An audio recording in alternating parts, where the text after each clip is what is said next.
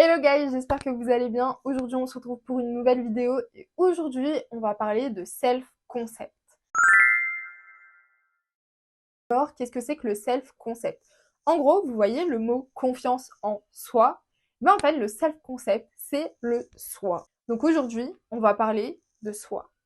Il faut savoir qu'en développement personnel, s'il y a une chose que vous devez développer, une chose qui est extrêmement importante, c'est le soi. C'est de là que tout part. Votre soi, c'est votre première plateforme, c'est votre premier niveau de confiance en vous. C'est votre bloc, ok? C'est votre pilier. C'est ça qui vous tient, c'est ça qui fait que vous êtes ce que vous êtes. Donc, comment est-ce qu'on comprend le self-concept? Il va y avoir trois choses. La première, ça va être le passé, le présent, le futur. Dans le passé, qu'est-ce qui nous est arrivé? Est-ce qu'il y a eu des éléments marquants, que ce soit positifs ou négatifs, qui font que aujourd'hui on est cette personne, que ce soit notre enfant intérieur, que ce soit des traumatismes, que ce soit des traumatismes, que ce soit des relations, que ce soit amicales, familiales, etc. Ensuite, dans le présent, ça va être qu'est-ce que vous aimez, qu'est-ce que vous n'aimez pas. Donc vos habitudes, votre routine. Et ça peut être changé. Et ensuite, dans le futur, ça va être qu'est-ce que vous voulez devenir, qu'est-ce que vous voulez être, quelle est la meilleure version de vous-même. Et entre, du coup, comment y parvenir. Le self-concept, c'est le soi. Donc ça répond à la question, qui es-tu? Aujourd'hui, moi, si vous me demandez, Melinda, qui es-tu réellement, je saurais vous répondre. Par contre, si je réponds à cette question, j'en ai pour 5 heures de vidéo. Donc on ne va pas répondre à cette question aujourd'hui. Et vous allez avoir d'autres personnes, vous allez leur demander, qui es-tu? Ils ne sauront pas vous répondre. Qui es-tu? La réponse, c'est pas je m'appelle Melinda, j'ai fait ça comme étude, je travaille dans ça. Ça, c'est, on va dire, votre profil social. C'est votre visage social. C'est ce que vous montrez aux autres. C'est ce que les autres voient de vous. Qui es-tu? Ça répond vraiment en profondeur. Qui es-tu? Ça vise vraiment en profondeur. Au plus profond de vous, votre âme, votre esprit, qui elle est? Qui es-tu? C'est le soi. Donc le soi, je vous ai dit, il est constitué de trois choses, donc passé, présent, futur. Votre soi est aussi constitué du coup de votre corps, de votre âme et de votre esprit. Ce que vous faites avec votre corps, comment est-ce que vous réfléchissez, quelle est votre mentalité, votre esprit, votre âme, qu'est-ce que vous ressentez, à quoi elle est portée, comment est-ce qu'elle vibre et quelle est votre destinée, quel est votre chemin de vie, quelle est votre mission sur cette terre. Le self-concept, comme vous avez compris, c'est donc trois niveaux. Vous allez avoir le niveau matériel, vous allez avoir le niveau qui commence à rentrer dans le spirituel et vous allez avoir le niveau totalement spirituel. Donc, on est un peu sur une vidéo de développement personnel et spiritualité. Mais en confiance en soi, le self-concept, il va être purement de se connaître. En spiritualité, le soi, donc le self-concept, ça va être notre âme qui elle est, apprendre à la connaître. Donc on est sur des choses qui peuvent être similaires, qui se complètent totalement, mais qui n'ont pas le même impact, on va dire, et surtout qui n'ont pas la même profondeur. Maintenant, notre self-concept, il est complètement erroné. Notre confiance en soi, elle est très minime. Pour vous donner un chiffre, 92% des Français n'ont pas confiance en eux. Je ne fais pas partie des 92% évidemment, sinon je ne serais pas là à vous faire une vidéo, mais je vais vous expliquer pourquoi. Je vais vous l'expliquer au travers de la sociologie, mais également au travers de la science. On va commencer sur la sociologie. Il faut comprendre qu'un des impacts principaux et fondamentaux de votre vie, ça va être le système dans lequel on vit, la société, la culture dominante dans laquelle on vit. Donc la culture dominante en France, on est sur un système très individualiste. Ça veut dire que la société est composée d'éléments qui vont être remplaçables. C'est ce qu'on appelle une société mécanique. Ça veut dire que vous prenez l'exemple d'une voiture, une personne va être le moteur, une personne va être le joint, une personne va être le pneu, la roue, le frein, etc. Si demain votre roue, elle éclate, vous la changez. Si demain le frein ne marche plus, vous le changez. Donc en France, on est sur une société individualiste, sur une société mécanique. Vous avez d'autres sociétés principalement au Moyen-Orient et en Asie et au Mexique, où ça fonctionne par on est une société organique. Ça veut dire que on est un corps. Donc on doit prendre soin l'un de l'autre et on doit essayer de réparer quelque chose. Imaginons que votre nez coule tout le temps. Votre nez est malade. Vous allez essayer de le soigner parce que ce n'est pas quelque chose que vous pouvez remplacer. On est d'accord? Même faire de la chirurgie. Quand vous faites de la chirurgie, on ne vous enlève pas le nez et on ne vous en met pas un nouveau. Donc, vous allez grandir dans une société individualiste, une société qui est imprégnée par la société américaine, la société de consommation et de surproduction, parce que ça va ensemble. Ça veut dire que même s'il n'y a pas de demande, on va offrir des choses, on va créer un besoin chez les gens pour qu'ils achètent, alors qu'en fait, de base, il n'y en avait pas besoin. On va être sur une société où on va passer plus de temps à l'école qu'en famille. Donc, les amis avec qui vous traînez de 8h à 18h en étant éveillés, où vous ne dormez pas, bah forcément, vont être plus proches et vont peut-être devenir votre famille que quand vous êtes à la maison. Parce que quand on est à la maison, je suis désolée, c'est quoi, tu rentres à 18h, tu restes 3-4 heures avec tes parents, après tu dors, le matin, tu les vois peut-être même pas.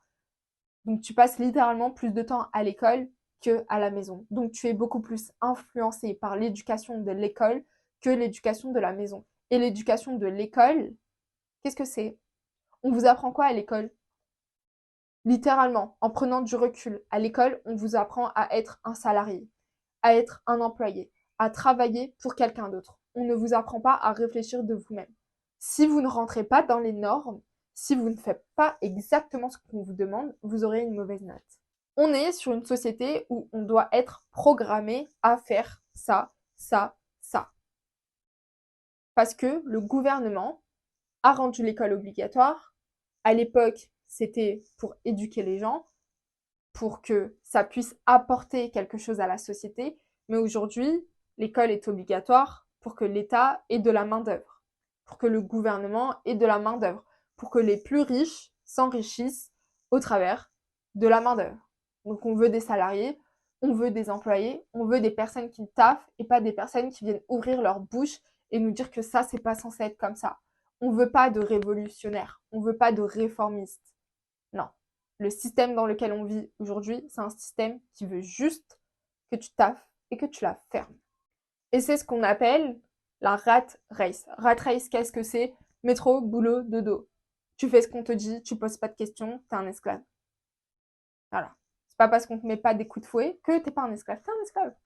Tout ça contre de l'argent. On te fait échanger du temps contre de l'argent. Mais le temps a beaucoup plus de valeur et est beaucoup plus précieux que de l'argent.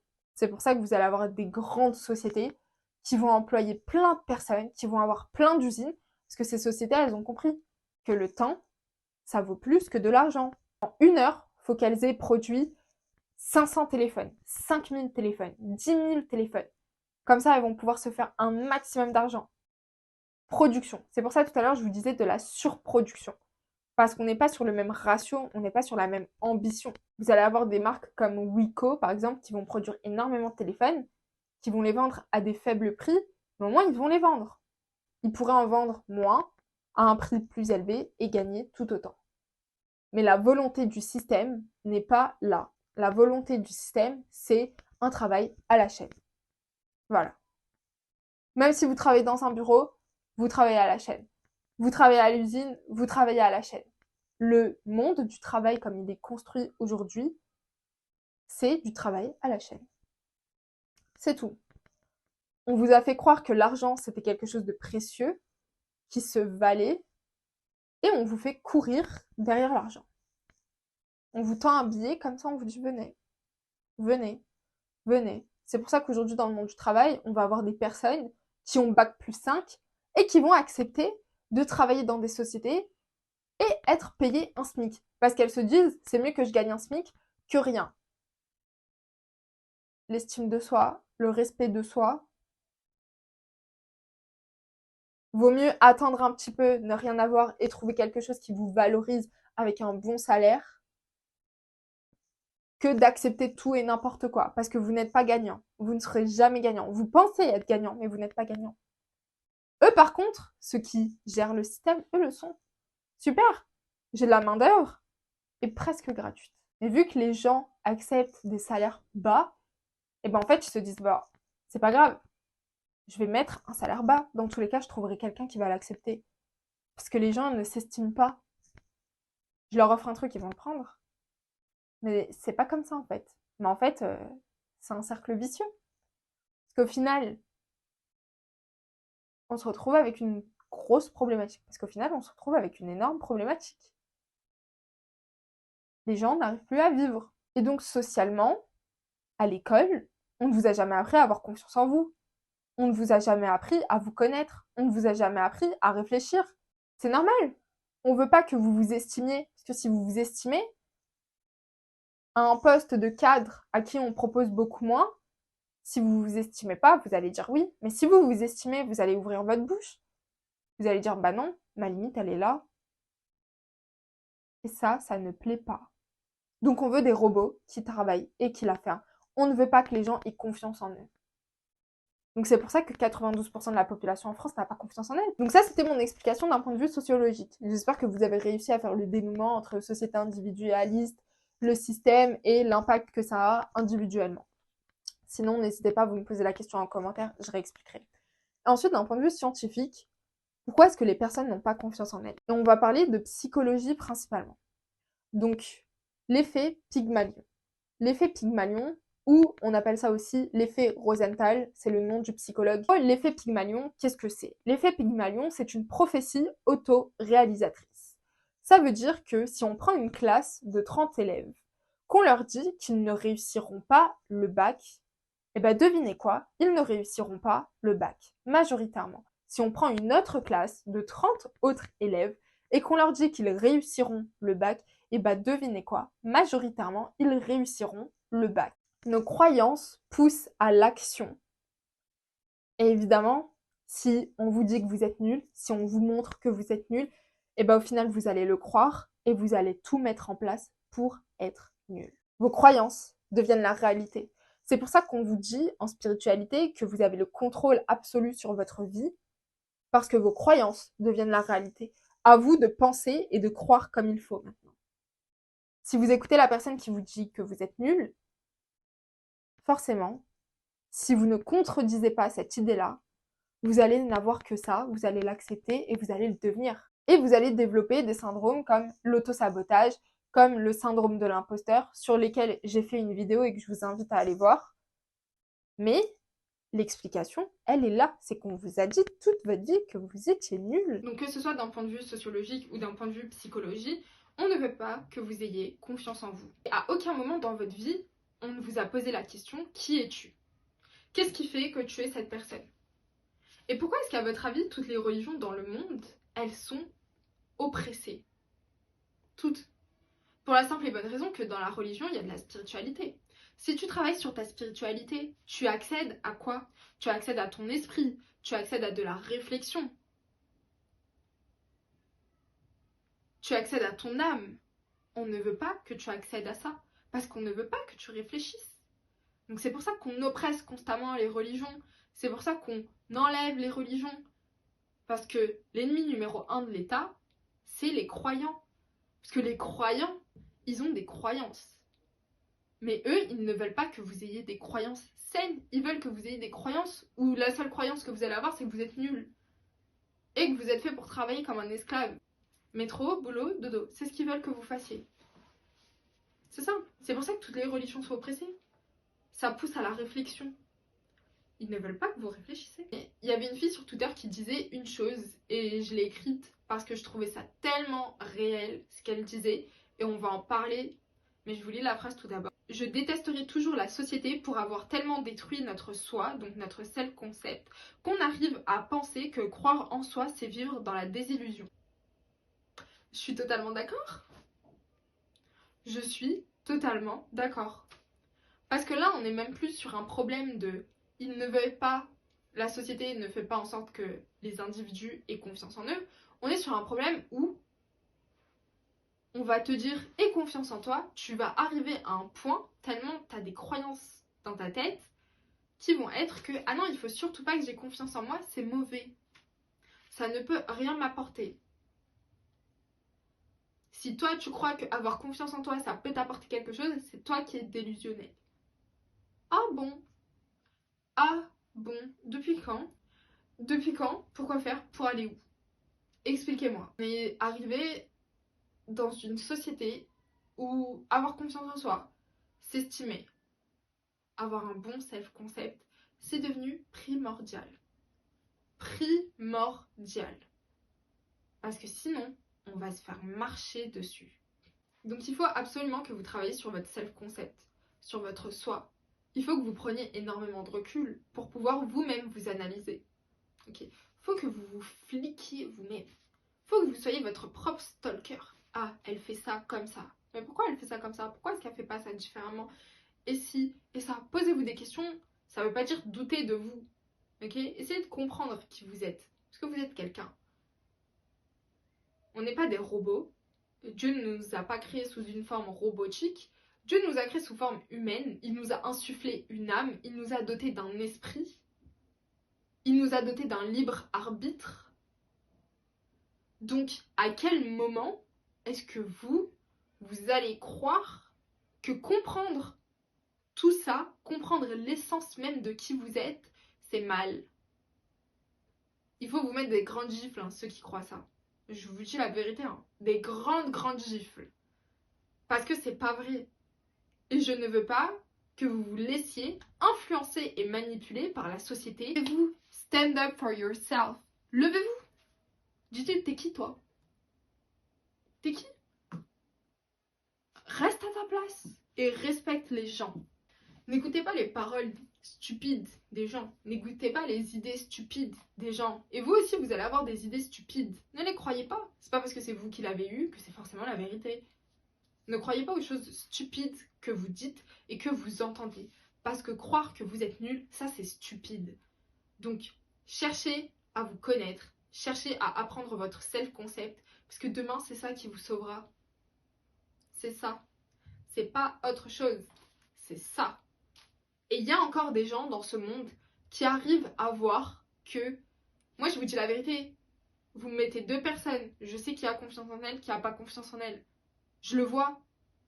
Je le vois. Parce que déjà, je suis éveillée spirituellement. Donc moi, je regarde pas les gens sur leur physique. Je regarde au plus profond de leurs âmes. Je regarde au plus profond de leurs yeux. Parce que les yeux sont le reflet de l'âme. Je le vois. Je le snipe en 2 secondes. Toi, t'as confiance en toi. Toi, t'as pas confiance en toi. Toi, t'es éveillé. Toi, t'es pas éveillé. Toi, même si t'es éveillé, il te manque ça, ça, ça. Je le sais, je le vois, je l'analyse, je le connais. Et ben, il y a encore des gens qui arrivent à voir au plus profond et qui demain vont vous dire, hey, tu sais quoi, toi, tu restes avec moi. Toi et moi, on va aller loin. Et des histoires comme ça, j'en ai plein à vous en raconter. On m'en a raconté plein. J'en ai vu plein. Il m'en est arrivé plein. Mais il faut que vous-même, vous connaissiez votre valeur. Donc, estime de soi, confiance en soi, self-concept, soi. Il faut que votre vie tourne autour de vous, autour de votre self-concept. Donc, bâtissez la meilleure version que vous voulez devenir de vous-même demain. Donc, dans votre futur, dans votre travail sur le self-concept, la seule et dernière chose qui vous reste à mettre en place, c'est le futur. La meilleure version de vous-même. Vous prenez une feuille, vous écrivez. Je veux être comme ça. Je veux être généreuse. Je veux ne plus être maniaque. Écrivez. Dites, je veux ressembler à ça, je veux ressembler à ci, etc., etc. Et chaque jour de votre vie, regardez la feuille et dites-vous, ok, aujourd'hui, il faut que je travaille sur devenir ça. Il le faut. Je vais vous raconter un truc, c'est que moi, depuis très longtemps, j'ai fait ce travail-là. Et en fait, dans mon idéal, dans ma meilleure version de moi-même, dans ma réussite complète, j'allais avoir des réseaux, une communauté sur quelque chose, je savais pas encore quoi. Après, j'ai compris que ça allait être du développement personnel et me voilà, c'est quelque chose que j'ai fait. Je savais que d'un point de vue comportement, j'allais être comme ça, d'un point de vue mentalité, j'allais être comme ça, d'un point de vue, etc., j'allais me comporter comme ça, j'allais m'habiller comme ça, j'allais faire ça, n'importe quoi, avoir tel diplôme, je les ai eu, tout ce que je voulais, je l'ai eu, permis G, voiture G, tout ce que je voulais, je l'ai eu. Alors oui, il y a une part de manifestation, mais cette part de manifestation concrète sur ah bah tiens, bah je veux une Peugeot de cette couleur avec tant de kilomètres, tant de chevaux. Ça, c'est de la manifestation. Mais dans mon concept, il y avait plusieurs étapes. Je savais que ça allait venir. Donc, dans votre self-concept, il y a la meilleure version de vous-même. Ce que vous imaginez, en détail. Et moi, ça, je l'ai imaginé il y a très longtemps. Et ensuite, évidemment, il y a ce que vous imaginez dans sa globalité. Et au fur et à mesure, quand vous avancez dans la vie, vous allez être beaucoup plus précis sur ce que vous manifestez. Parce que le self-concept, c'est de la manifestation. C'est de l'effet Pygmalion. Vos croyances vont devenir la réalité parce que vous allez mettre les actions en place. J'en suis la preuve même. Donc, moi, je savais très bien que j'allais avoir une voiture et le permis. Dans mon idéal, dans mon self-concept, dans ma meilleure version de soi-même. Quand j'avais 11 ans, je pensais à ça. Bah, aujourd'hui, je l'ai.